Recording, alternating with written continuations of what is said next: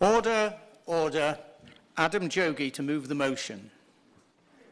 Thank you very much, Mr. Vickers, and it's a pleasure to speak in my first Westminster Hall debate as the Member of Parliament for Newcastle-under-Lyme, and I'm delighted to see you in the chair to share this special moment with me. Now, yesterday my dad had some very serious surgery, Mr. Vickers, and I want to start by thanking the NHS staff who looked after him and thousands of other cancer patients like him in Newcastle-under-Lyme and across our country. I'd like to also welcome the Minister. She's going to hear a lot from me in the weeks and months ahead, just as she and the Secretary of State have since the election. Now, this debate is focused on and around waste crime in Staffordshire, and so I'll touch on that and then focus on the disgraceful situation that is Wally's Quarry landfill in my constituency. Chair, the true scale of waste crime is, by its nature, difficult to quantify. Those who are actively involved in waste crime normally seek to evade detection and leave the rest of us to pay the price. In July 2023, the Environment Agency found that approximately 18% of all waste is illegally managed, equating to 34 million tonnes. This is, as others will know, equivalent to enough waste to fill Wembley Stadium 30 times over. My view is simple. We cannot allow these criminals, because that is what you are when you commit a crime, to get away, to enrich themselves, and to ignore the law any longer. The previous government's resources and waste strategy defines waste crime as anything that intentionally breaks the law relating to the handling and disposal of waste.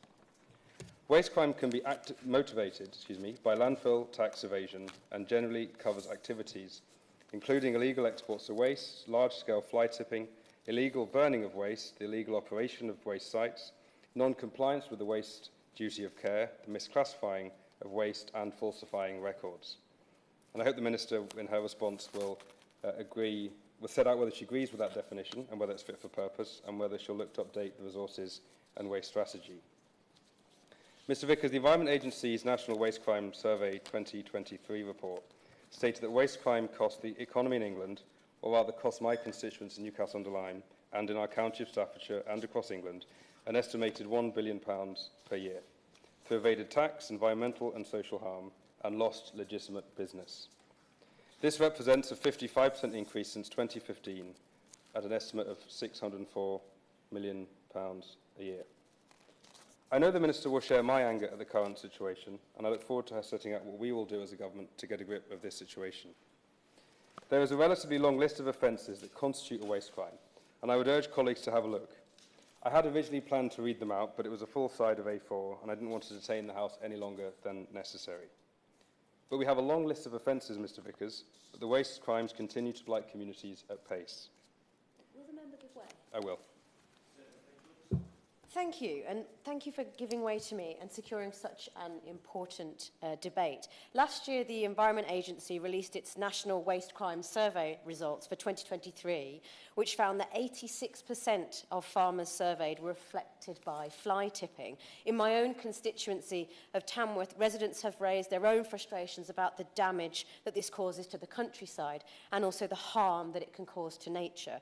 So does the member agree that we need more collaboration between land managers, local authorities, police and the Environment Agency to better protect farmers against fly tipping, which for many of our constituencies is a prolific example of rural crime?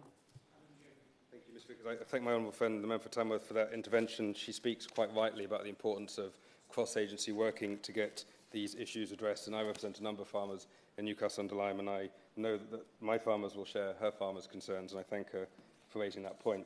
Mr. Vickers, we all have examples where waste crimes have taken place, as the member for Tamworth has just set out, and yet there are plenty of examples where there's no enforcement or prosecution. So can I ask the Minister if she's assessed the adequacy of the long list of offences? If so, is she happy with them? And if not, what's the plan to make sure we get that right? The impacts, Mr. Vickers, of waste crime are widespread, with adverse effects on our constituents, businesses, public services, the environment and the economy. For example, illegal waste sites can pollute the environment through the release of noise, dust, surface or groundwater contamination, or through unauthorised fires and burning. Now, this applies to Wally's Quarry, formerly Red Industries RM Limited in Newcastle-under-Lyme, both in terms of dangerous and unacceptable levels of hydrogen sulphide being pumped into my community, and through the fire that took place on the evening of August the 4th, 2024.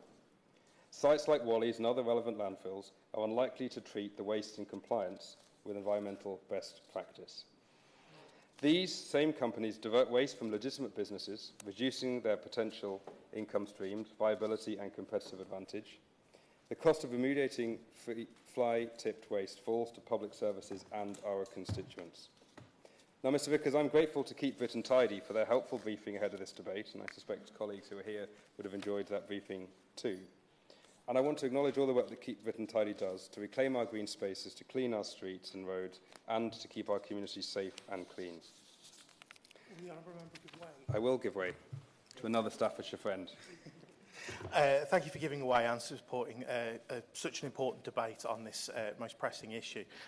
Would the member agree with me that voluntary organisations like those in my constituency, Burnwood Litter Heroes and Lichfield Litter Legends, really do deserve the support and respect of their members for doing all the work that they do to keep our communities tidy alongside the work of Keep Britain Tidy? Thank you, Mr Vickers. I thank my friend, the member for Lichfield, for that intervention, and I too would like to pay tribute to the organisations in his constituency who do so much important work, and I very much like the alliteration of Lichfield Litter Legends, so you can pass our collective best wishes to them. Now, Mr Vickers, fly tipping is the top environmental challenge faced by many communities, not least in Staffordshire, as we've heard from my colleagues, the members for Lichfield and Tamworth, neighbours in fact. Despite resources going into tackling fly tipping, education, monitoring, enforcement and removal, incidents of fly tipping continue to increase. And the education point for real people in the real world, as opposed to rich criminals in the waste crime world, in my view, is so important. This has got to be about pride in our communities, in our homes, towns and villages. And this government, our government, this new government, must lead by example and help restore it.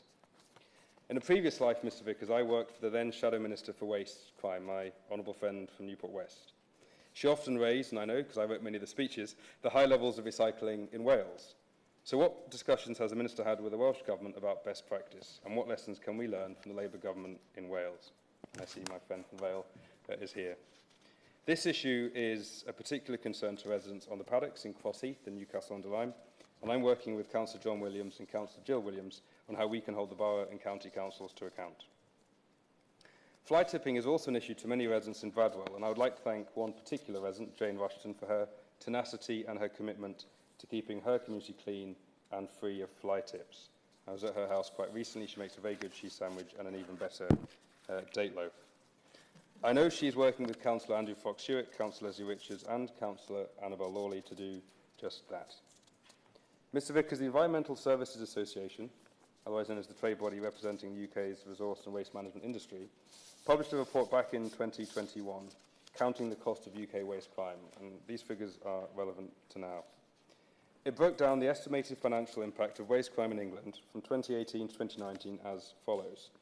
Fly tipping cost 392 million, illegal waste sites 236 million, misclassification 120 million, exemption breaches 87 million, illegal exports 42 million, and waste fires 22 million. That was then, and this is now. They are extraordinary sums. And so can the Minister let us know what current assessment has been made of the financial impact of waste crime in the last year, 2022-23? I suspect she'll have to write to me, so I don't expect her to have all those figures now, but I will appreciate a written response. Back in January 2018, the last Conservative government published their 25-year environment plan. That plan set an ambition to eliminate waste crime and illegal waste sites over the lifetime of the plan, so by 2043. There is no evidence of that in Newcastle-on-Lyme, and whilst I urge the Minister to commit to eliminating waste crime and illegal waste sites, I urge her to give us deeds and not just words. And so can she confirm that the government will update the 25-year environment plan to make it fit for purpose? In 2018, Mr Vickers, the Environment Agency was given new powers to tackle the problem of illegal waste sites. This included the power to lock up sites, block access to them, and to require rogue operators to clean up their actions. So can I ask the Minister how many illegal waste sites have been locked up since 2018? Can I ask how many illegal waste sites have had access to them blocked? And what does the requirement on rogue operators actually look like? Mr Vickers, I'd like to turn to the disgraceful story of Wally's Quarry. I want to start by paying tribute to every local person who has raised their concerns, who has tried to fight for clean air and the safe environment that everybody in our country and in our constituency deserves. Thank you to all those who've campaigned to stop the stink. I first met Dr. Scott, a GP in Silverdale, back in 2021, and the situation facing local people has only got worse since he made then clear the health impacts, and he did recently at the public inquiry that the Council held last month. I would like to acknowledge Dr Mick Salt for his tireless commitment and his sheer tenacity. There's a theme here: tenacious people are aplenty in Newcastle-under-Lyme, and to every local person who cares about getting this issue resolved. And Mr Vickers, I'm very pleased to welcome two of my constituents, Sheila and John, who made it down from Newcastle-under-Lyme to be in the gallery for this debate. We're also joined by the Deputy Mayor of Newcastle-under-Lyme, and the Shadow Minister will be pleased to know that Councillor Robert Betley-Smith is a Conservative Party councillor, and by Councillor Jacqueline Brown, a very good friend of mine and an excellent Labour councillor in Silverdale. Finding a way through on Wally's cannot be party political. For too long, I should say, the previous Conservative government refused to meaningfully engage with the then Labour opposition, and I know because I worked for the Shadow Minister at the time. And for too long in the Council chamber at Castle House in Newcastle-under-Lyme, good ideas tabled by Labour councillors are voted down by the Tories purely because they are Labour ideas. That is no way for us to deliver for the people who sent me here.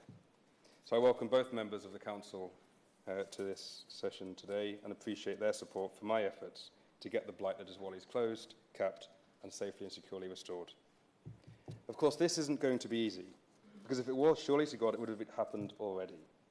My constituents have had enough. They want to know what actually has to happen for action to be taken.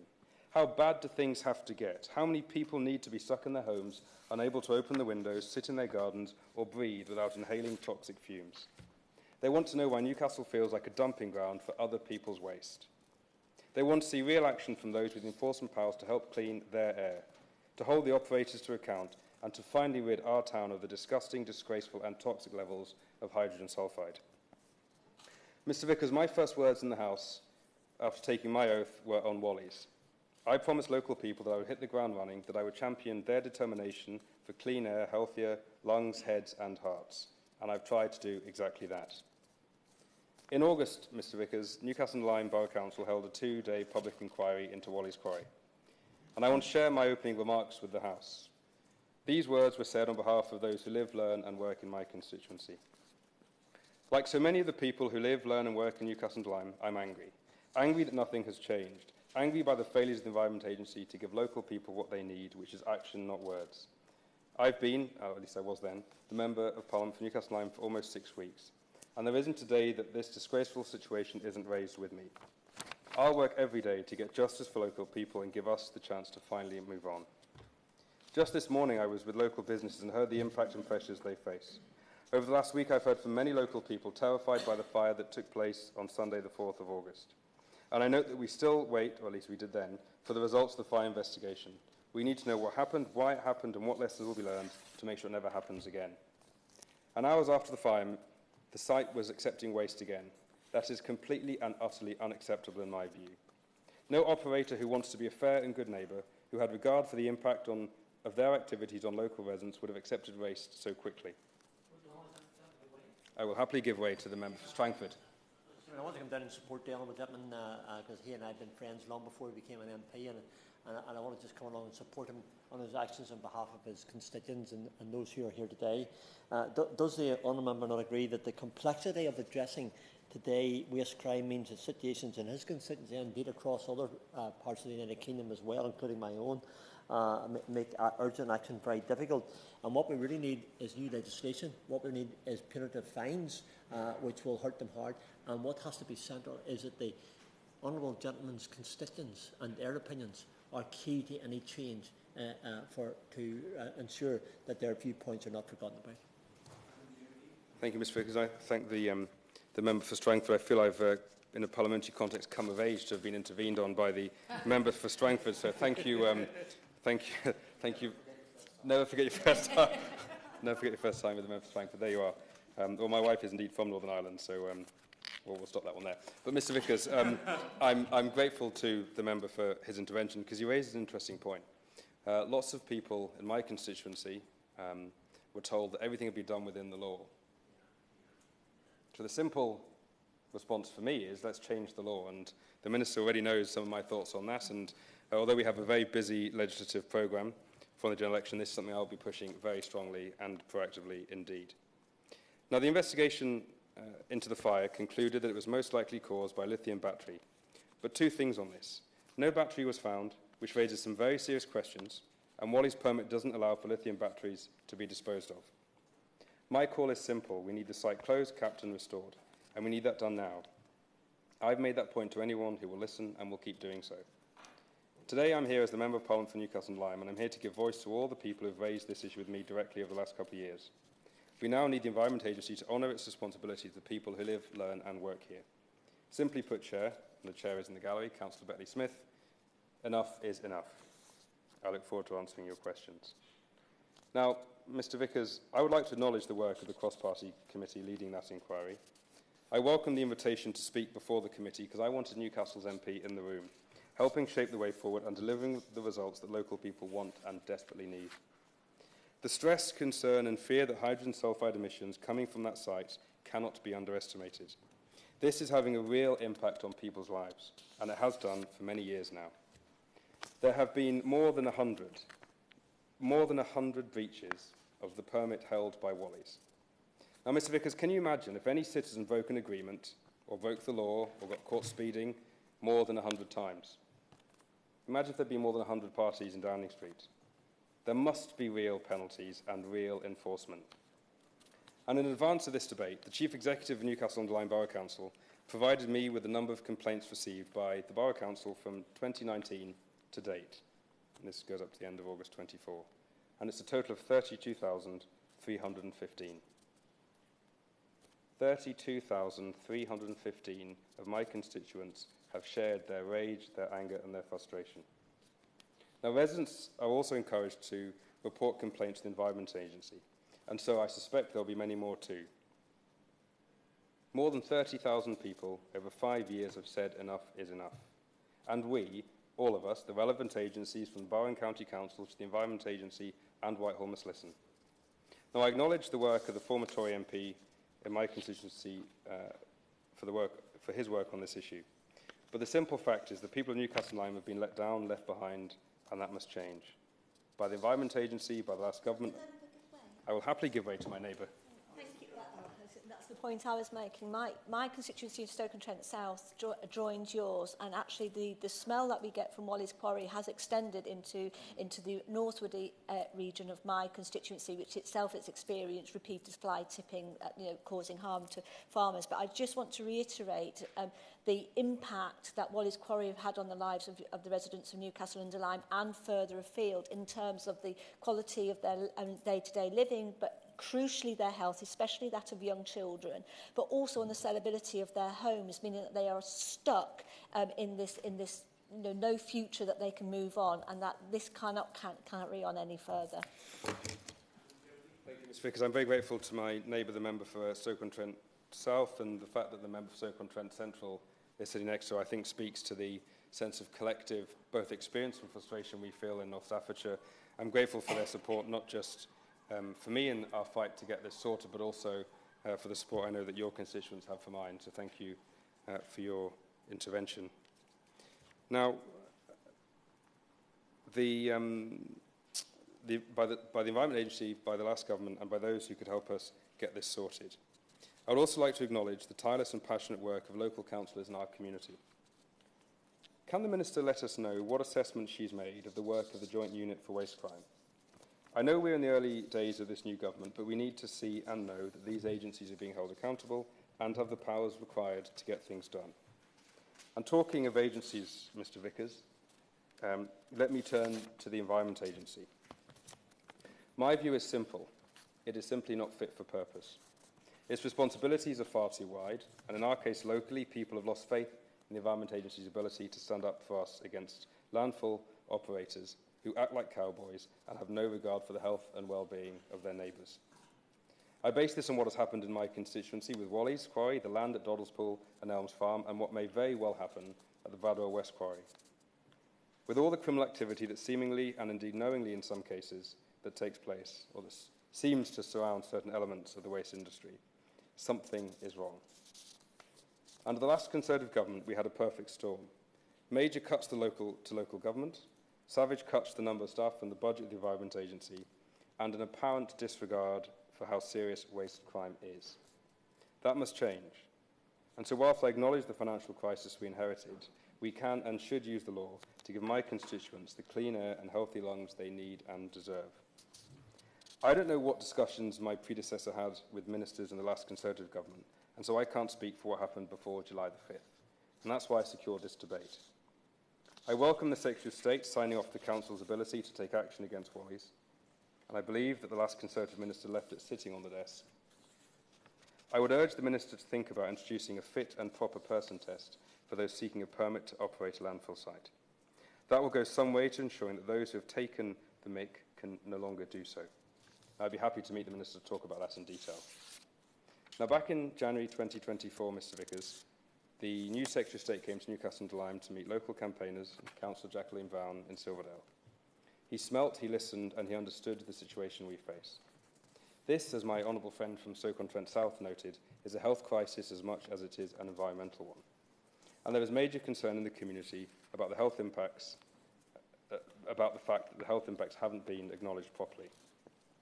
So can I ask the Minister to meet with me and the Health Minister to address the health impact of this waste crisis in Newcastle under Lyme? We need, Mr Vickers, a closure notice, and I urge the Environment Agency to do this immediately. We need the site properly and safely capped, and then we need a restoration plan that is fit for purpose. In recent weeks, we've heard calls from the Borough Council and the County Council about the financial element of the restoration plan. I've got a simple question. What on earth is going on? What happened to the financial modelling behind the restoration plan? Why are we now realising that it requires external support, and why wasn't this raised before? This did not become an issue post-July the 5th. Those who could have and should have had their eyes on the ball and their fingers on the pulse have been found wanting.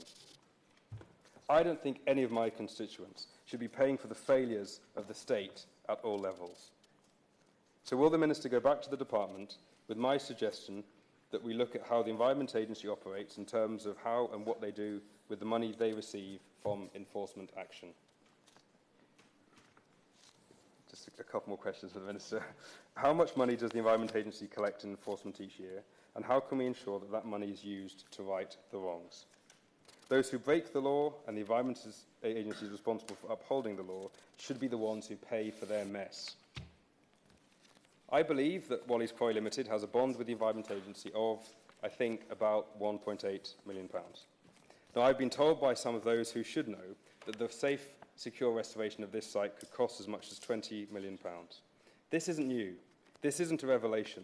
The right people have known about it, and it simply hasn't been addressed. Now, following my election, Mr Vickers, I submitted a range of written parliamentary questions asking to see communication between the Department for the Environment, Food and Rural Affairs and Staffordshire County Council, between the Department and the Environment Agency, and between the Borough Council and the Department. In a response, I was told that it would cost too much money to process those. I'll happily give way. In terms, would you agree with me that whilst we, in this difficult financial economic situation that we are in the country at the moment, cost and finances are an important consideration. However, we need to be careful of false economies, and that within areas such as Newcastle under Lyme constituency and my own Stoke-on-Trent South, chronic obstructive pulmonary disease is quite a major issue, and that the impact on the NHS of poor air quality, for example, can actually be as expensive. And so any actions to address air quality and the waste can actually save money in the long run in terms of health. Thank you, Mr Vickers, and I am winding up my initial remarks. I thank my honourable friend for Stoke-on-Trent South for her intervention, and she raises a really important point, because a healthy workforce is an active workforce, and an active workforce helps ensure that the growth that this government is seeking to bring to communities like mine, communities like hers, and up and down our country, including Keighley, we need to make sure we tackle toxic air pollution, and clean our air. So I thank her for making that very important point, and for the promotion to Right Honourable. Yes, didn't get that through the whips. I was told that to see the correspondence between the three agencies and the department would cost too much money. So I say to the Minister, I'm happy to come to the department any day, any time, to look at anyone's computer. In my view, we need to shine a light on the collective failures that have got us into this mess. Not your failures, the Minister's failures, but the failures that we now have to clean up. My constituents deserve to know, and I need to know. The Minister knows that I will not rest until we see a closure notice, and I hope the Environment Agency are listening to me today. and I call on them to share their correspondence with the County Council and the Borough Council with me too. Now, Mr Vickers, Wally's Quarry Limited have written to me several times asking to meet, and I think it's important for me to put that on the record. But I think it's also important for me to put on the record that if they'd turned up to the cross-party public inquiry at the Council, we could have met there. And they could have taken part in an evidence-based democratic process with clear transparency for my constituents. We now are looking to fill a £20 billion black hole in the national finances. So can I ask the Minister what discussions are taking place across government to make sure that landfill operators are paying their fair share? Can I urge the Minister to raise landfill tax levels with the Treasury? I know that increasing the tax on landfill operators will go down very well in my constituency. The people, Mr Vickers, of Newcastle and Lyme have had enough. They simply want to get on with their lives and be free from the horrendous and dangerous impact of Wally's Quarry. This cannot be too much to ask, and I will keep fighting alongside all those who want clean air and healthy lungs, healthy hearts and healthy minds, right across Newcastle and Lyme, until we get the closure notice that we desperately need and the proper restoration plan to go with it. Thank you. I remind members that they should bob if they wish to speak in the debate. The question is that this House has considered waste crime in Staffordshire. Gareth Snell. Thank you very much, Mr Vickers, and it's a pleasure to serve under your chairmanship in this committee. And may I start by congratulating my honourable friend, the member for Newcastle-under-Lyme, on securing such an important debate in this place so early into what I know will be a long and illustrious parliamentary career that he will have here. I'd also like to, and although he may have left, pick up the point that was made by the honourable gentleman from Strangford. Waste crime often is almost seen as a harmless activity. It's too often considered to be something that doesn't hurt anybody, therefore the urge to deal with it doesn't necessarily manifest itself in immediate action. I think the point that the honourable gentleman made when he was here about the necessity for significant fines that are robustly levied and vigorously fought to collect would be a huge deterrent for those rogue operators who, whatever form their action takes, know that there will be a penalty for the blight they cause to communities, but also the damage they do to people. I would like to constrain my comments firstly to the site that the honourable member for Newcastle has already raised, Wally's Quarry. I had the pleasure of being a district councillor in the neighbouring authority of Newcastle-under-Lyme. Started that 14 years ago. And the very first piece of casework I had was about Wally's Quarry, about the smell that emanated from it, about the activities that were happening on site, about the questionable content of lorries that were driving up Cemetery Road on a quiet morning, and the flock of seagulls that would feast from overhead at what was being deposited. And even then, and this was several operators ago since then, trying to actually get to the bottom of what was going into that site, what was happening on that site, was impossible. It was an opaque nature of obfuscation and sleight of hand by people who at the time simply tried to, I believe, tell the community that it was all good, it was all fine, and by the way, the landfill fund that you can bid for your community offsets the fact that we're here. And I remember even they started by one day trying to blame the smell on the neighbouring sewage treatment plant and directing me and my then ward colleagues to talk to Severn Trent Water about what must obviously be a faulty sewerage outlet. And that was the attitude that, for me, unfortunately, summed up any interaction with the operating company of that site for many, many years. And it was one in which the concerns of residents were secondary, where as long as they were operating and they were bringing in their waste and they were able to fill it into the hole, cover it with a layer of clay and say that it was capped off properly, they were not particularly worried about the impact. And this has gone on for years and years and years, so I genuinely do congratulate my friend for having been able to bring this to the House's attention today. Because although I no longer am resident in his constituency, I'm no longer the councillor for the village of Silverdale. When I moved to where I am now, my lung health dramatically improved. I am asthmatic. I lived in Silverdale for about 15 years, and every day my Ventolin inhaler was glued to my pocket because at some point I would have some sort of triggering event that would require me to take the reliever.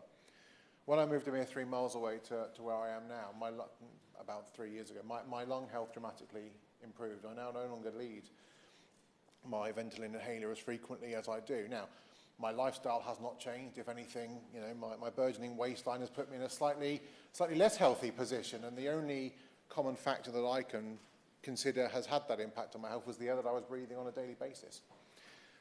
So I'm glad that we're discussing this. I'm glad that we're doing this in the format of a Westminster Hall debate where we can consider at length the issues. But I would say to the Minister, my friend, who I've known for many years now, the debate around this issue locally has gone on for a while. What we are seeking now, and I have great faith that she will deliver, is some action that has been missing under the previous government.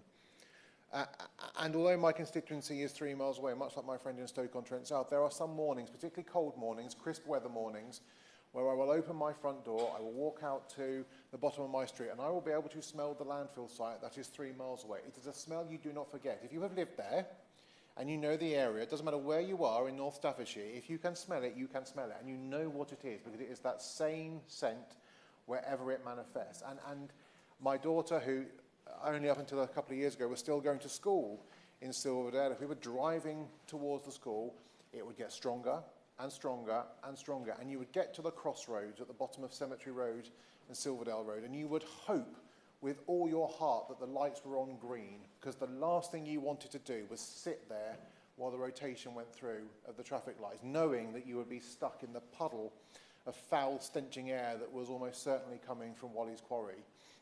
And what may have only been 4 or 5 minutes as the traffic lights cycled through their rota would feel like an age as you were breathing in what was, I have no doubt, was harmful, somewhat poisonous gas from the operating site.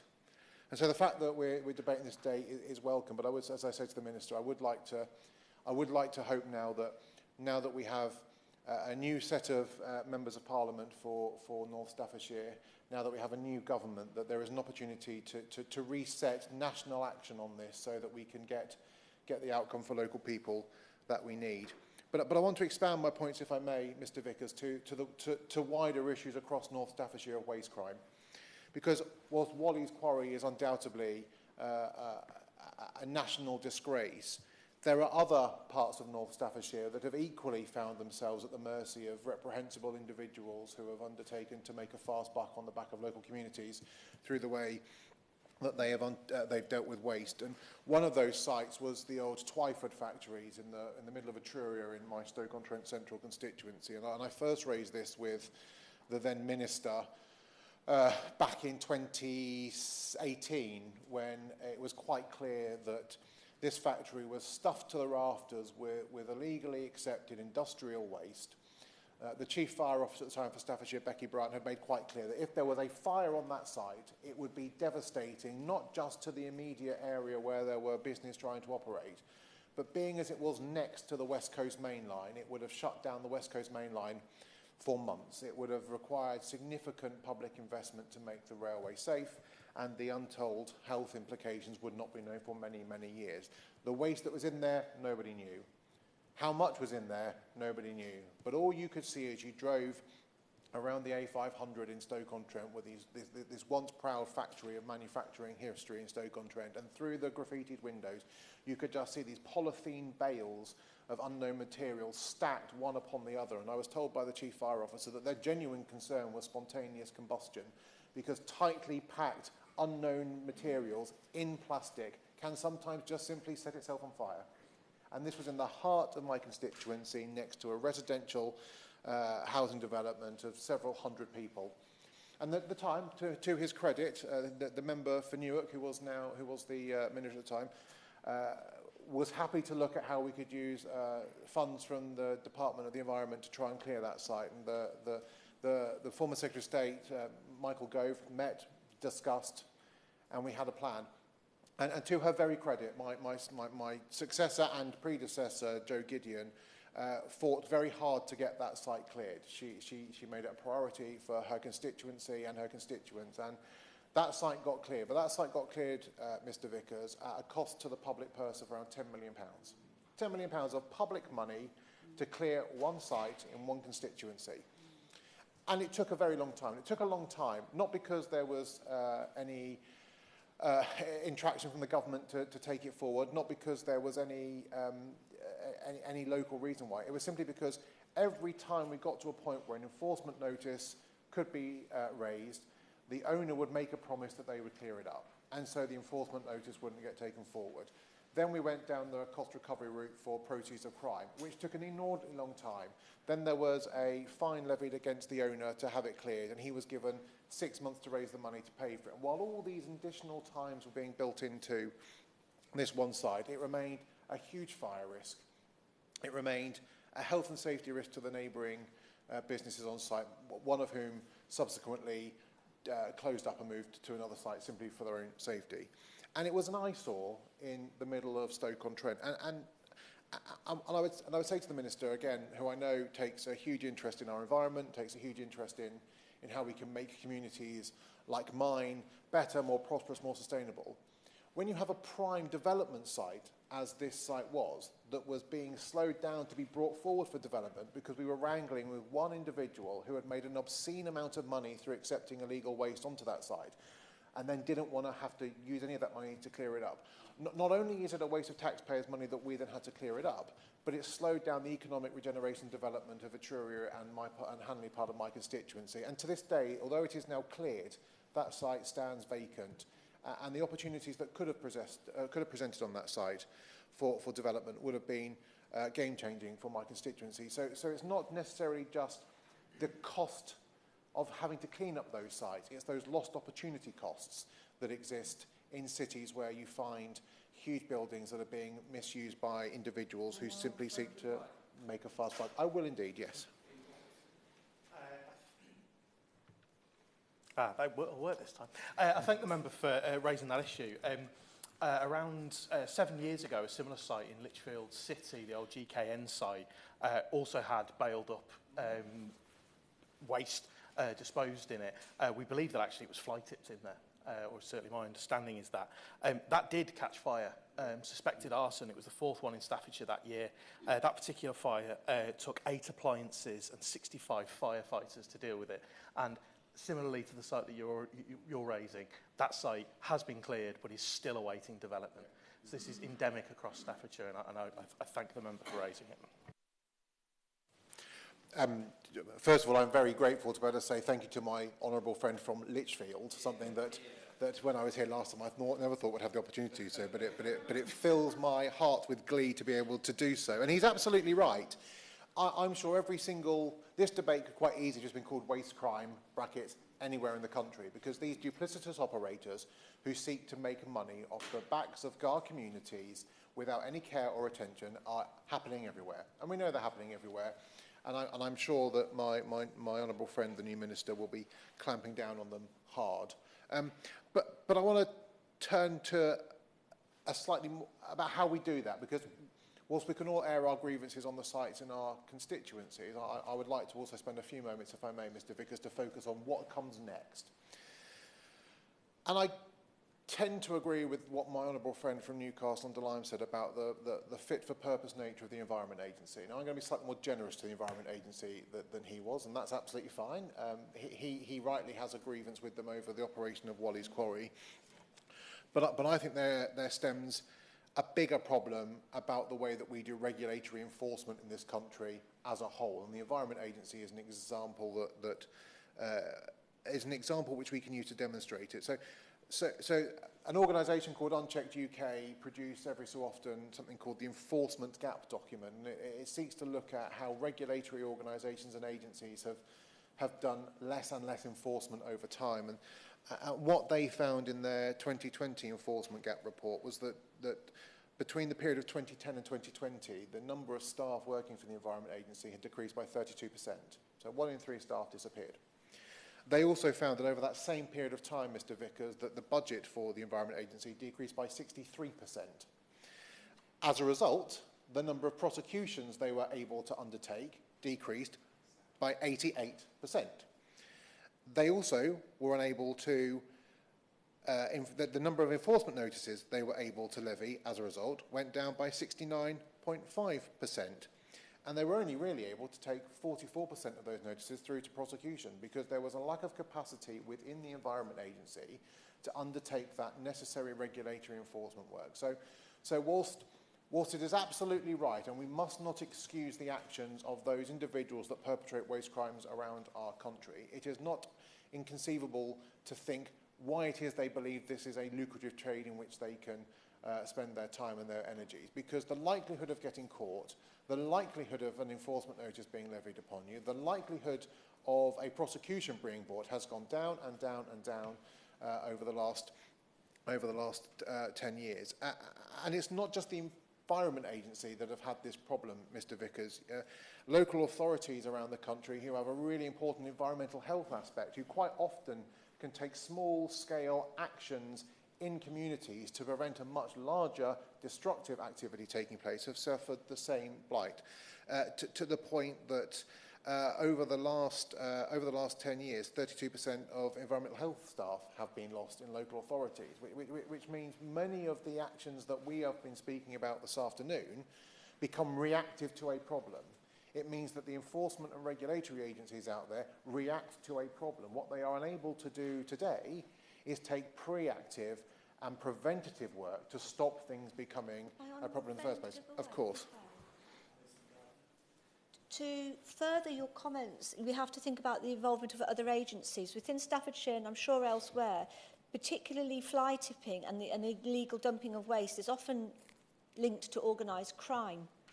And so therefore, your points that you were made with regards to local government and also the Environment Agency and regulators also extend to that of police and the role of preventative policing involved in that. I thank the Honourable Lady for intervention. It's almost as if she read the script in front of me, Mr Vickers, because she's perfectly lined me up for the next point I was going to make, which is about the link between illegal dumping, fly tipping in communities, and the wider connection to organised crime and money making. And again, another report from Unchecked UK, published in 2022, pointed out that enforcement against fly tipping was at a 10-year low, whilst the number of incidents of fly tipping was at a 10-year high. A growing chasm between what is happening on the ground and what activities are being prevented and punished by perpetrators. Will my honourable friend give way? Thank you. I'm in the neighbouring county of Warwickshire, and we share many borders with Staffordshire, and fly tipping is at an all-time high in my constituency, and much of that is from organised crime from the local neighbouring boroughs of Tamworth and of Coventry and Birmingham. They come along the M42, the M6 or the A5 and dump waste in farmers' entrances in the middle of the night. It was the biggest issue that was raised when I met recently with the National Farmers Union in my area. It's also the #1 issue raised by our local rural crime service. And yet it's not something that is taken seriously by the Police and Crime Commissioner for Warwickshire, with any amount of funding spent on advising people not to use white vans that parade the streets, offering to remove their waste. It's the #1 thing I also see every day when I turn on my local Facebook page. Somebody is reporting an incident of fly tipping on their Facebook page. They have no idea, because there's no money spent on publicity, where to report these crimes to, whether they should be reporting them to the local authority, the Environment Agency or the police. There has to be some more joined up working, and I would like to see the Minister leading in that joined up working going forward. Thank you very much.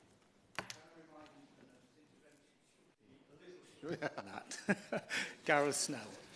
Thank you, Mr Vickers. And I agree with everything that my honourable friend has said, and we should think about this not simply as community blight. Certainly on fly tipping, it's not just community blight. It's not just about that sofa down the back alley that's been abandoned. It's about the fact this is cross-county, cross-border, organised crime that is making millions and millions of pounds for people in our communities, who frankly have no interest in our communities, and I think she's made the point rather eloquently about the requirement of our Police and Crime Commissioners to understand that this is an important issue that they must prioritise and tackle. I was going to say, Mr Vickers, on the point of fly tipping that my two honourable friends have raised,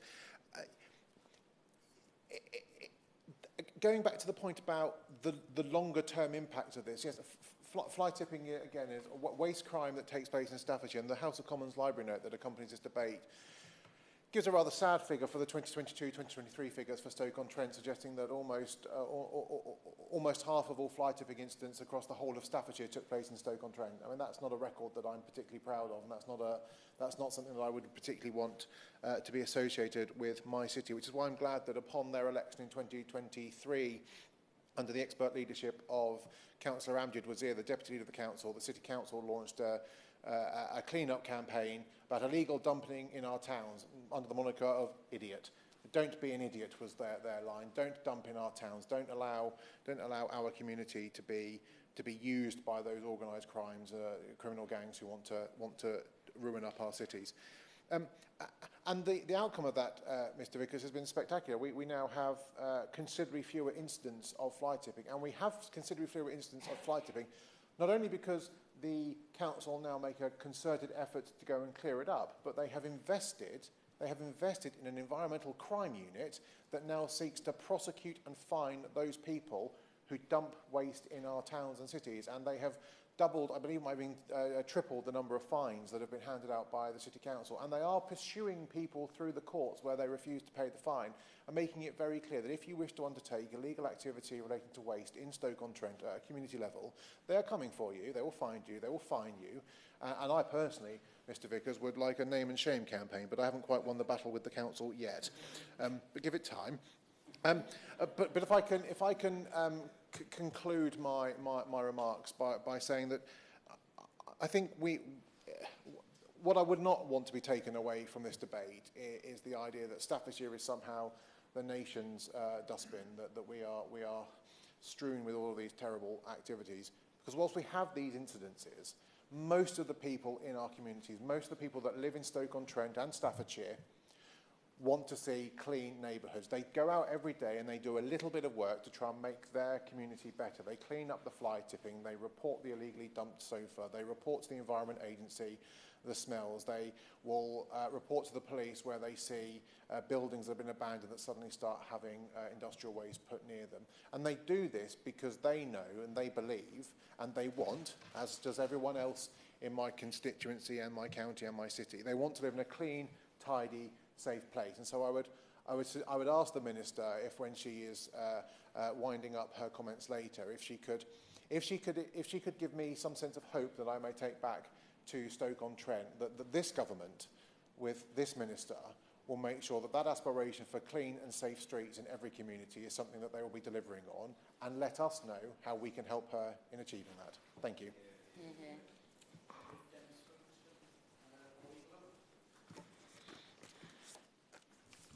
Thank you, Mr Vickers. First of all, can I congratulate the member for Newcastle Underline for organising this debate. It's a very important topic, and I commend the research that he has done and put into his speech, illuminating us onto the scale of the problem. 34 million tonnes and 18% of waste being illegally disposed of, and £1 billion in costs, with a 55% increase since 2019, shows just what a very significant problem and challenge this is, and one that it's very important that we work collaboratively on to tackle. The Honourable Member for Newcastle Underline also showed the passion that his community has for dealing with waste and working collaboratively, and it's also been very good to hear praising of predecessor MPs from other parties, both from himself and the member for Stoke-on-Trent North, which again shows the value of working cross-party on this topic. Some key themes have emerged in this debate.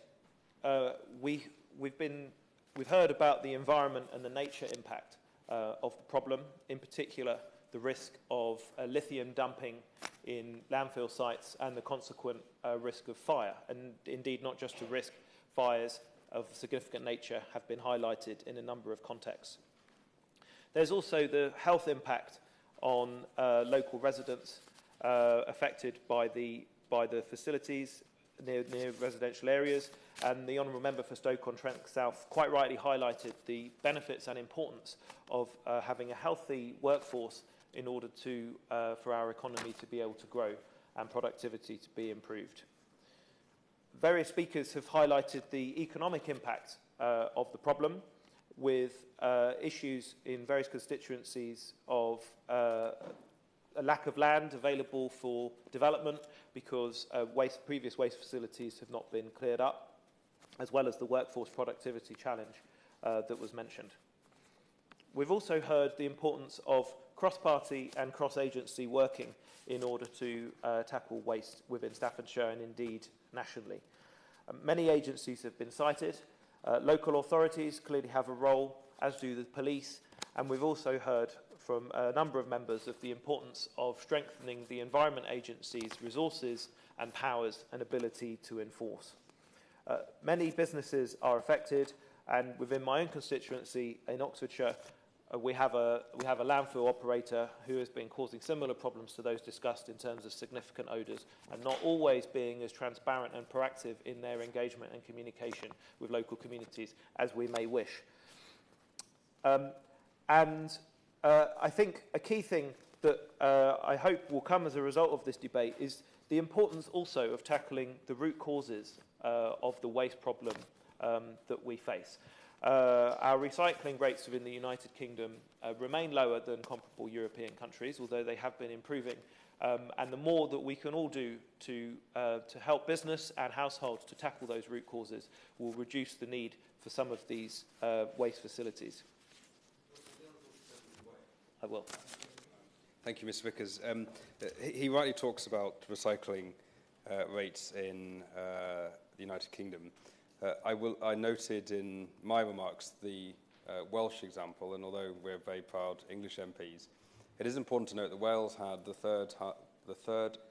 world's third highest rates of recycling, but too much alliteration there. And so we can see examples of where this works. You know, there was talk before about 7-8 million bins. That's not what we're talking about. You can, through education, proper engagement, and support for local authorities, really make a headway, and the Welsh have shown that. Yes, thank you for the Honourable Member's intervention. Yes, it's very good to hear of Welsh good practice in terms of reducing waste demands. And yes, and it is clearly important that we work to create an economy where we think of the whole life cycle of products and produce, and in the way that things are designed, thinking of how they were going to be able to be disposed of effectively and in an environmentally friendly manner.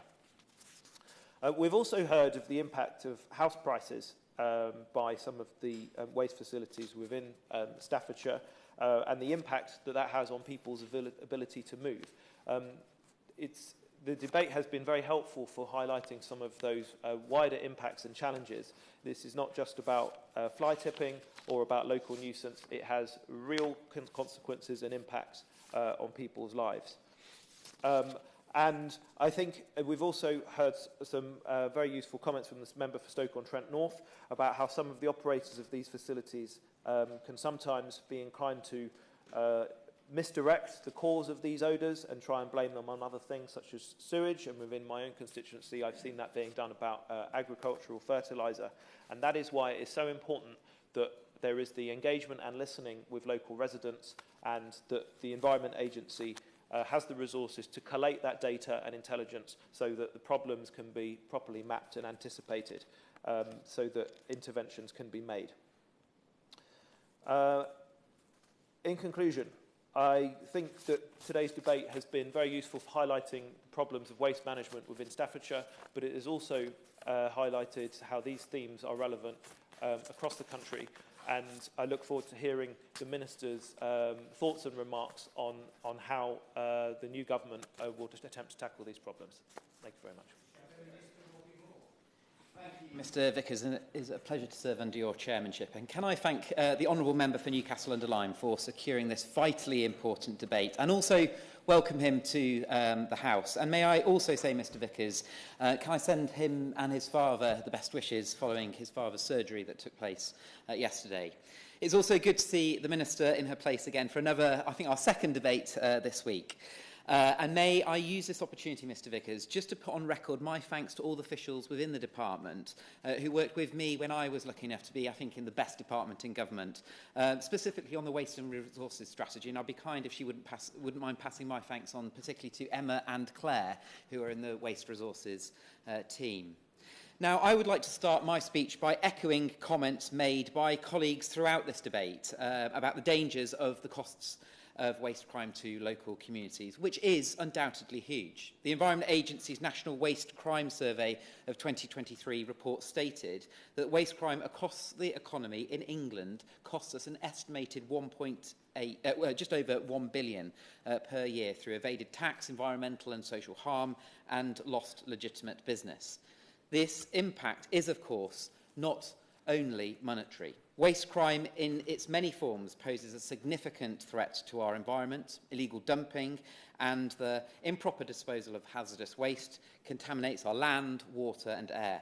And these pollutants can take years, if not decades, to break down, causing long-term damages to ecosystems and biodiversity. They poison our water supplies, degrade our soils and harm wildlife, leaving a legacy of destruction that future generations must deal with. Most pressingly is the extremely negative impact it has on communities up and down the country, who are forced to deal with the effects of damaging consequences that harmful pollutants and emissions can have. And as we are all constituency MPs, we know that we have residents that are being directly impacted in our own constituencies, whether that be fly tipping or waste crime of a more serious nature. And I know that this is something that my constituents unfortunately experience in Keighley, Ilkley, Craven and the wider Worth Valley.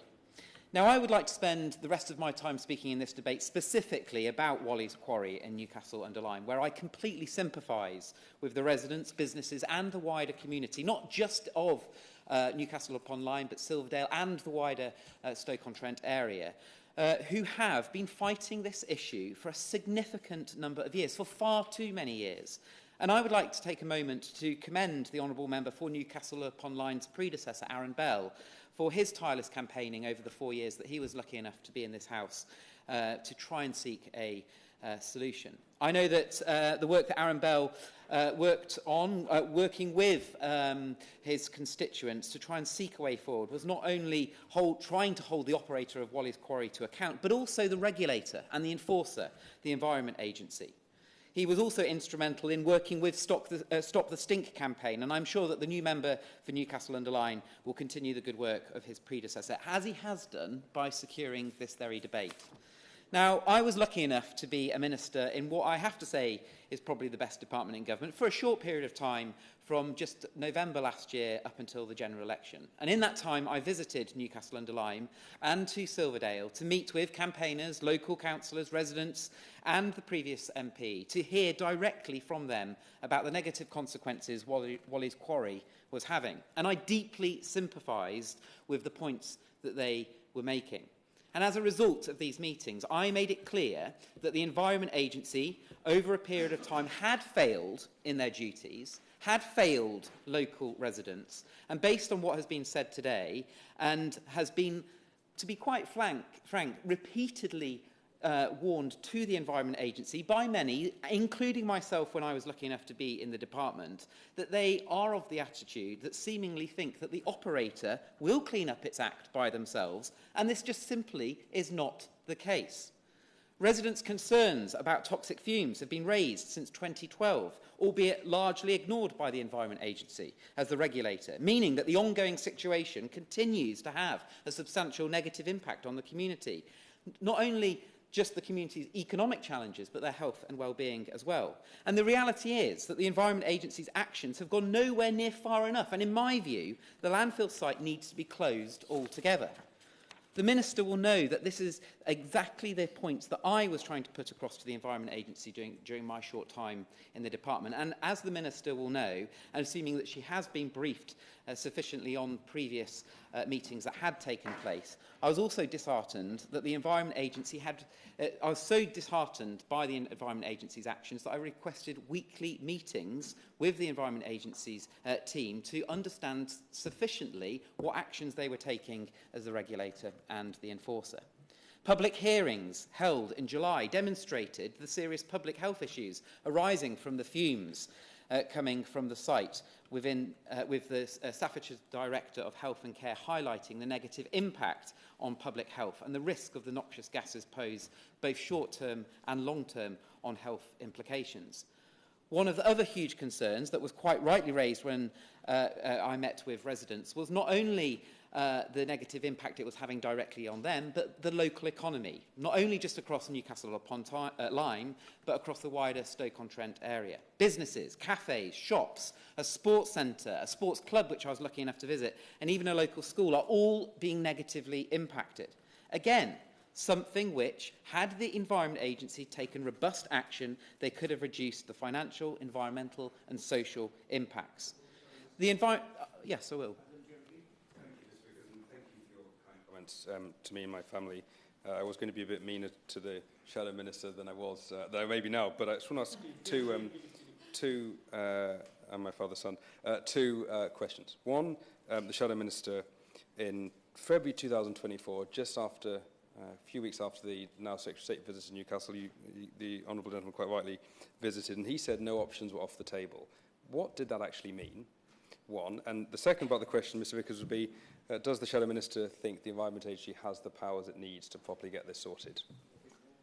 So I think from when I recall, I distinctly said that no options were off the table from the dispatch box in the House of Commons, and that was specifically meaning that, in my view, the site should be closed. And and officials will know that they were the points that were specifically being made to officials within the department and at the Environment Agency. But there are other challenges that officials will put to you to do with legal implications and the processes which need to be followed. And I'm sure that those are the challenges that the current Minister will have to deal with before the Environment Agency is able to issue any further action. But there was a clear advocacy specifically from the ministerial team that Wally's Quarry should be closed. And I wish the Minister well, and I'm prepared to work with the Minister to ensure that that case and that solution can be adhered and can be reached. The Environment Agency also singly failed to find a solution to sufficiently safeguard the local community against the hazard presented by hydrogen sulfide, a gas released when waste breaks down on the site. A strong eggy smell, which I experienced for myself when I visited the site, and something which residents have had to put up with for far, far too long. And in my view, urgent and decisive action from the Environment Agency is required right now. And I certainly made these frustrations, as I've indicated, known whilst I was in the department. And from the hearings, the Environment Agency has expressed its sympathy for local residents. However, now is not the time for sympathy. Now is the time for action, not words. And the Environment Agency put in place regular inspections to monitor levels of hydrogen sulfide. However, latest data suggests mass underreporting of its extent, and the levels at the site being an average 80% higher than reported by the Environment Agency over a 2-year period. The Environment Agency's response to its latest failure on its part has been to apologise again to the concerns and announce another public meeting. Yet again, words, not actions. We all know that data collection is incredibly important for an enforcer to be able to take action. But the Environment Agency failed in this simple task, and failed, in my view, to put monitoring points in appropriate locations around the Wally's Quarry site. The Shadow Minister for giving way, but just to sort of further the point made by my honourable friend, there had been 10 years of data.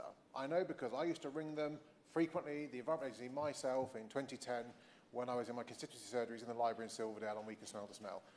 What more did he, as the former minister, now Shadow Minister, believe that he would have needed in order to give a closure notice.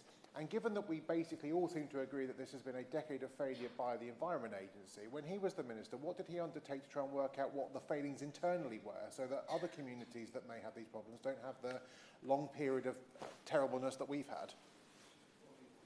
Monitoring it, as I said, is incredibly important because you need the data to be able to hold those who pollute to account, to be able to take appropriate enforcement action if you are the regulator, as the Environment Agency should do. But that data has got to be collected appropriately, which it hadn't done in my view, and the data sets have got to be accurate.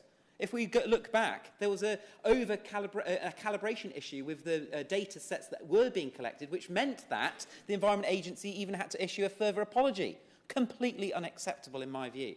And also this raises the bigger question that has already been raised by the member for Newcastle upon Lyme: is the Environment Agency in its current format fit for purpose? And that was something that and all of these challenges that I'm laying out today is something that I certainly experienced in the short months that I was in the department. And this simply isn't good enough action by the Environment Agency. And in my view, as I've stipulated, the site should be closed. Again, something which I advocated whilst in the department. And as the Honourable member has said, this does lead to the bigger question: is the Environment Agency fit for purpose? Now, I know in our earlier debate in the week, I kindly put some questions to the Minister to seek a response, and I'd like to do that again today. But can I kindly ask that if the Minister is unable to give an answer to me right now, which I quite appreciate, could I kindly ask the Minister that she puts her responses in writing to me for the benefit of us all in this room, not at least the residents in Newcastle upon Lyme. And I must note that these are some of the similar questions that I've put previously to officials. Could the Minister update the House on the current situation at Wally's Quarry? And is she content with the advice that she is being given by the Environment Agency? Does the Minister agree with me that Wally's Quarry should be closed with immediate effect, as was strongly advocated by previous ministers in the department? Very briefly, and then I'll have to... An unparalleled position of knowledge compared to all of us, having been the Minister at the time where he was advocating for the immediate closure. I think it should be immediately closed. Now, he said what was he missing as the Minister? What was the lever that was just out of reach from his grasp that he could not pull to immediately see that site closure? Because if there is a legislative change that needs to be made, we can write the bill here and now, we can take it to the House and try and get it passed. But I'm just conscious, he's been there, he knows why it couldn't happen. Can he tell us what else he would have needed to get the job done? So in my view, it came down to process. So there is a process that needed to be followed with a suspension notice being served in the first instance to reasonably give the operator the chance to sort themselves out. This is not a sufficient process, in my view, for that satisfies residents, businesses and the wider community. And it was advocated to me that this process needed to be adhered to before we could get to the position of issuing a closure notice. Now, I wish the Minister extremely well, and she will have my full support in trying to achieve that closure notice at speed, because I think that is the only way of being able to issue a clear warning to the operator that if they pollute, they cannot get away, and the taxpayer should not be having to pay for it. So just quickly coming back to my questions, how many other landfill sites are being impacted by illegal waste dumping? How many other sites are there where local residents are being negatively impacted by pollutants and emissions? And I'm not going to, only because I think the Minister needs 20 minutes to sum up. And I think that's only fair just to give that to her. Does the Minister agree with me that when landfill sites are given initial planning permission, or sites of similar nature, a bond should be put in place that deals with the remediation costs and compensation issue payments, for example, so that if you have a dodgy operator, like we have seen at Wally's Quarry, and they don't adhere to the conditions that they have signed up to, or they go bust, that local residents then, in Newcastle upon Lyme or elsewhere, are not exposed to the costs. Sorry, I do apologise. Underline. This is because I previously worked in Newcastle upon Tyne for a long time, but sorry. But I believe that when John Prescott, who awarded the initial planning consent for the site, I believe that such a bond was not put in place for this site. And does the Minister agree with me that the taxpayer should not have to pay a penny to clean up the costs associated with the remediation works, clean-up works, or indeed the enforcement programme that the Environment Agency should be carrying out when we know an operator is wrong? It must be the polluter that pays, not the honourable member's constituents, or indeed the local council. And further to that point, does the Minister agree that when we talk about polluter pays, any fine the EA impose should include a compensatory element to those that have been impacted? And finally, does the Minister think that the Environment Agency is fit for purpose in its current format as a robust regulator and enforcer? And I generally wish the Minister well on the specific issue, and she has my full support in trying to seek a closure notice for this site. Oh. Thank you very much indeed, Mr Vickers, and it's an honour to serve under your chairmanship today. Can I begin by congratulating my honourable friend for Newcastle-under-Lyme on securing this debate and for his ongoing work for his constituents. And can I also, I would very much like to extend my best wishes to my honourable friend's father and wish him a speedy recovery. I also pay tribute to the work that he did before his entry to this place, working alongside our honourable friend, the member for Newport West, on this area. Everybody's environment starts outside their front door, and we have heard today of the issues outside the front doors and on the school playing fields and on the sports grounds in Newcastle-under-Lyme and in Stoke-on-Trent and across wider Staffordshire. And we had some very powerful speeches and interventions, in particular from our honourable friend, the member for Stoke-on-Trent Central, who I'm delighted to see back in this place. This government will ensure that those who illegally dump their waste are brought to justice. Waste crime and poor-performing waste sites threaten our environment and, in some cases, as we heard in his speech, our health as well. But the truth is that the system that we inherited is broken. We have heard of the perfect storm of cuts to councils, cuts to police officers, cuts to the Environment Agency, and a system that has had no new policy for 14 years. A system based on paper-based notes kept in people's drawers. That is an anachronism in a 21st century, and it is a system that, as we have heard, is being exploited by waste criminals up and down the country. Waste crime costs this country £1 billion a year. We know that 18% of waste may be handled illegally at some point in the waste supply chain. We have to plug the gaps, we have to fix the system and pretty much rebuild it. At the end of March 2024, there were 320 known active illegal waste sites, and 141 of those are high risk. But we also know that waste crime is hugely underreported. Only 25% of it is actually reported.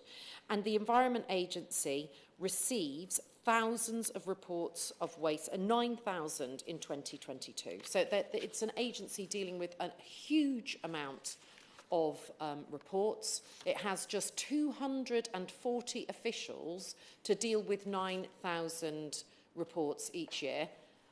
We don't need to do the maths. We've got some young people in the room. I'm sure they're much better at maths than I am. But we can do the maths. It is impossible for that agency to track down and to follow up each single crime. But what we need to do is to start tightening the system, seeing the patterns and working together across different agencies. So this situation cannot continue. In our manifesto, we committed to forcing fly tippers and vandals to clean up the mess that they have created as part of our crackdown on antisocial behaviour. And we will take our country back from the fly tippers and the waste criminals who disgrace and despoil our communities, damage our environment and undermine legitimate businesses who do the right thing, who play their part, and who do, fully comply with the regulations that there are. So the Honourable Gentleman has asked me, is it fit for purpose? Is the system fit for purpose? And the answer that I have is that it is not. And we are going to have action at pace to tackle this. As a mission-led government, we will achieve our aims by focusing on ambitious, measurable and long-term objectives that will provide our driving sense of purpose. We will be publishing a circular economy strategy to move us to a future where we keep our resources in use for longer and where waste is reduced. This will increase investment in critical infrastructure and green jobs. And of course, waste crime, whether in Staffordshire or elsewhere, threatens that circular economy because it takes the resources out of it and it undermines the businesses who are doing the right thing. Now, there is an important distinction to be made between waste crime, which is often associated with serious and organised crime groups, and permitted but poorly performing waste sites, of which Wally's Quarry is the preeminent example in this country. The approaches to mitigating the impacts are very different. Over the last 4 years in Staffordshire, the Environment Agency has ensured 4 illegal high-risk fire sites have been cleared of waste. This is over 40,000 tonnes of baled waste, and made sure it was sent to suitably permitted facilities, reducing the fire risk and protecting over 12,000 properties from the impacts. And what I would just say to all of us is the issue about batteries. We all know that every supermarket has a battery collection point, but it's very easy when you have these little lithium-ion, the little batteries. It's just tiny, can't be bothered, don't want to collect it, forgot it when I took it to the supermarket, and you just chuck it in the bin. The problem with that is that when the waste is crushed in the machinery, it can spark, and it's incumbent on every single person in this room, watching at home online, thinking about these issues, to make sure that we don't put our batteries into our household waste. And there's a big education piece to be done here, and I pay tribute to the councils that have really sort of taken this to heart. And I was reflecting, and I was listening to the speech about Stoke-on-Trent Central, about what had happened there, because I asked for fixed penalty notice stats from all of the authorities in Staffordshire. And what I saw is that on Newcastle-under-Lyme Borough Council, just 3 fixed penalty notices issued for fly tipping in 2022-23, and 0 prosecutions. And then the Don't Be an Idiot campaign in Stoke-on-Trent City Council, 875 fixed penalty notices for fly tipping and 9 prosecutions. And I think that would put them in probably certainly the top half, maybe the top 10% of local authorities in the country. So I do pay tribute to the work of that Labour-led council. Will the Minister give way? I will. I thank the Minister for her initial remarks in response to this debate, and I would just like to echo the point she's made about the leadership being shown by Stoke-on-Trent. I just dearly wish the Conservative-led Newcastle-Lyme Borough Council would follow the example when it comes to cleaning up the streets and the Idiot campaign. We should give my constituents the benefits they deserve. Thank you. I thank him for that intervention, and I do think that we all have a lot to learn from each other.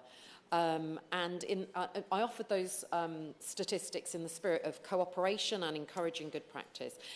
Between January 2023 and the 2nd of August 24, there were 21 substantiated illegal waste sites in the Staffordshire area, and all 21 of those sites have been stopped from operating, the vast majority within 3 months of them being reported to the Environment Agency. 5 of those 21 have been fully cleaned up, while the risks posed by the remaining sites are being managed and monitored. So the Environment Agency regulates over 10,000 waste permits, and the majority of which are in the top compliance bands. However, I am aware that 3%, around 300 of those permits, which are attracting public interest, i.e. they are not in compliance. And it is those that disproportionately take up resource and energy and regulatory activity. And I have stressed to the Environment Agency officials who I spent time with today ahead of this debate that my top priority is taking action to bring these sites back into compliance and, where necessary, embarking upon criminal investigations. Wally's Quarry. One of these sites, one of the non-compliant sites, has been a source of concern for residents over several years, as we have heard. And I was informed this morning that this is the worst performing waste site in the country. My honourable friend for Newcastle under Lyme has asked for a meeting with me. I will be only too happy to meet with him, and I shall ask Environment Agency officials and DEFRA officials to be in the room with him for that meeting so we can have a full discussion and really get to the bottom and the heart of what is going on there. The Environment Agency has carried out significant activity since 2021, more than for any other regulated site, and a criminal investigation is also underway, about which I cannot say more for fear of prejudicing those inquiries. However, I am clear, and I say to the local residents and councillors that are in the room here with us today, that that you have had to put up with unacceptable levels of hydrogen sulfide. Interestingly, that is a substance that comes from the plasterboard that we all have. So it's when it's broken down and smashed up. So, you know, another thing for us to think about as we try and design in a circular economy is what are the materials we are using in our home and what happens to them, because there's no such place as a way at their end of life. So it is not acceptable for odours to reach a level which cause serious offence to local communities. So the Environment Agency, I'm pressing them to keep all regulatory options under review and looking at its enforcement and sanctions policy. Let us look now at waste crime. In recent years, very quickly. On the question that I was asking specifically, sure. Just to do with closure of the site, does the Minister believe, as I do, and I believe as the Shadow Secretary of State, as he was previously before the election, wanted to advocate closure? What does the Minister's view on that? I have not had advice specifically on closure. It is clear there is a criminal investigation underway. We have to let that take its course. So back to serious and organised crime. In recent years, there's been an increase in the involvement of serious and organised criminal gangs in the waste sector. This is of the greatest concern to me, and it's back to the perfect storm of a broken waste system. The Joint Unit for Waste Crime brings together Environment Agency, HMRC, because criminals, in our experience, never just break the law in one area, they're always breaking it in several areas. National Crime Agency, police, waste regulators from across the UK and other partners to share intelligence, disrupt and prevent serious organised waste crime. There has been progress to target organised crime groups, and this model is respected internationally. This is not an issue that is unique to the United Kingdom. The unit has supported or led over 90 operations since April 2020 and has worked with 133 partner organisations and had 301 days of action, which have resulted in 174 associated arrests by other agencies. The Environment Agency recently announced the formation of its National Enforcement Service, a new economic crime unit which targets the money and assets of waste criminals. It will target the financial motivation behind offending and use financial mechanisms to inhibit the ability of offenders, including OCGs, to operate. It's all gone a bit line of duty there, but I'll crack on. I would also urge members of the public, it's incumbent on every one of us to report waste crime where they see it in their communities. It is underreported, and I would like to express the importance on each one of us when someone comes and says, I can take that waste away for you for 20 quid, ask to see their waste permit, ask to look up. If you're for farmers and landowners, when someone says, can I store these bales on your land, it's just a bit of plastic, it's just a bit of soil, be curious, because actually, have they got a permit? Is it really soil, or is it shredded down plastics? Because the money is moving from legitimate waste operators and then going into these organised crime groups. So We know that the impact this has on people's lives. We are determined to reform this sector.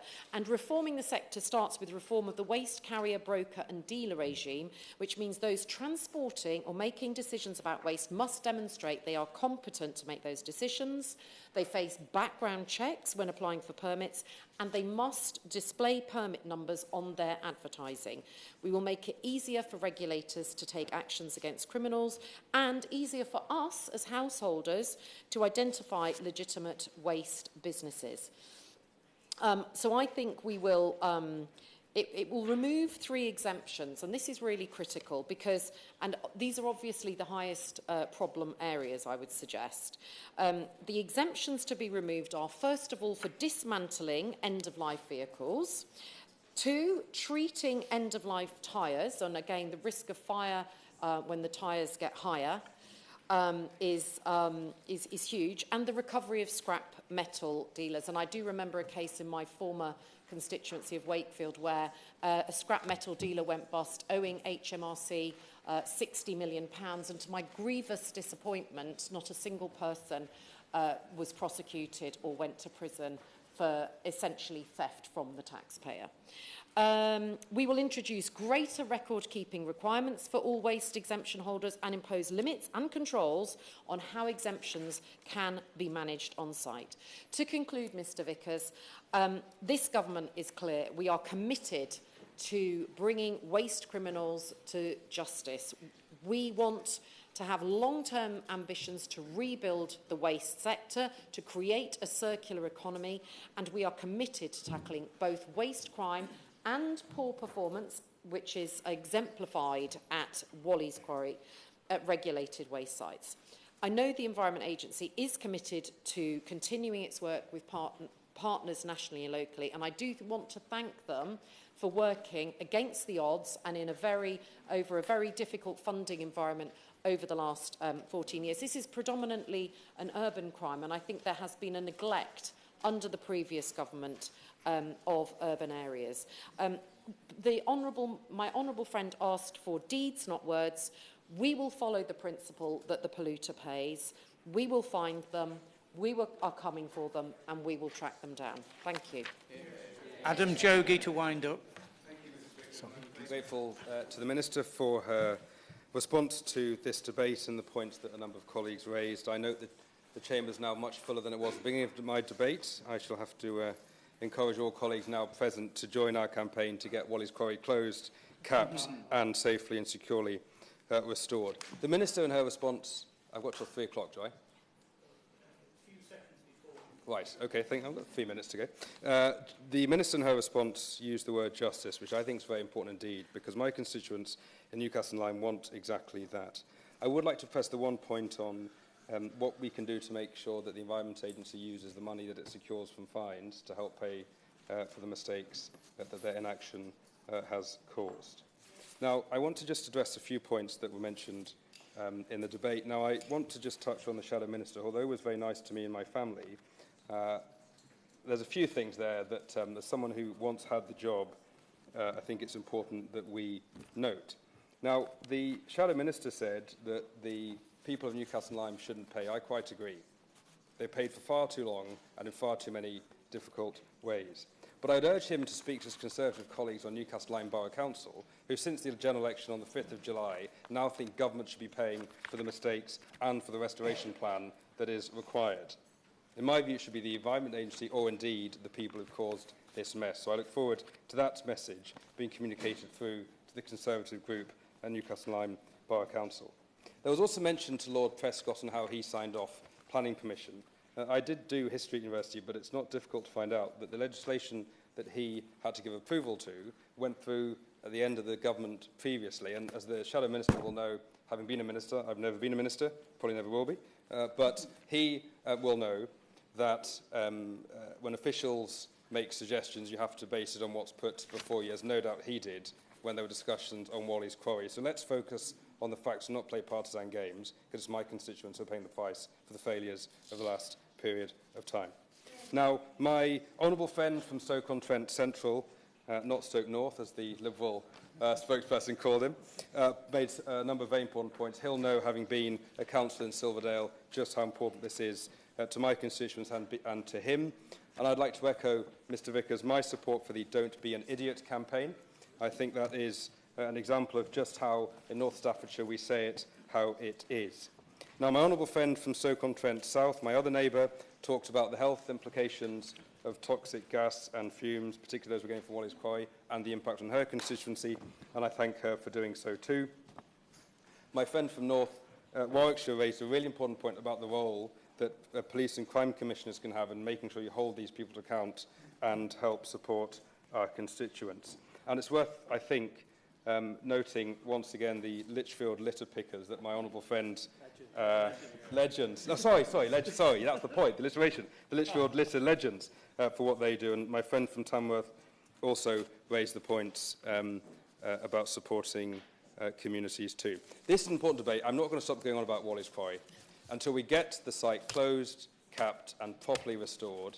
And I'm glad the Shadow Minister now agrees with me that it shouldn't be my constituents paying for it. It should be the Environment Agency and the people who've caused this mess in the first place. The question is that this House has considered waste crime in Staffordshire. As many of that opinion say aye. Aye. To the contrary, no. I think the ayes have it. The ayes have it. I know.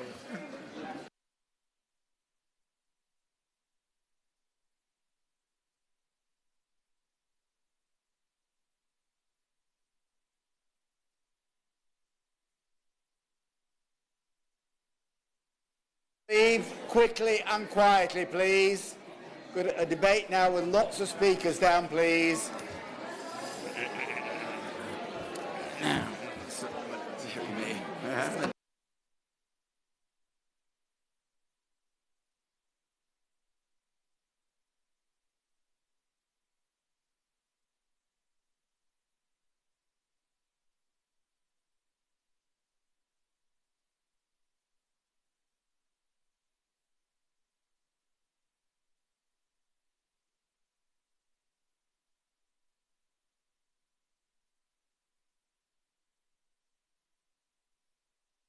Order. Please, can we have quiet? We need to move on, please.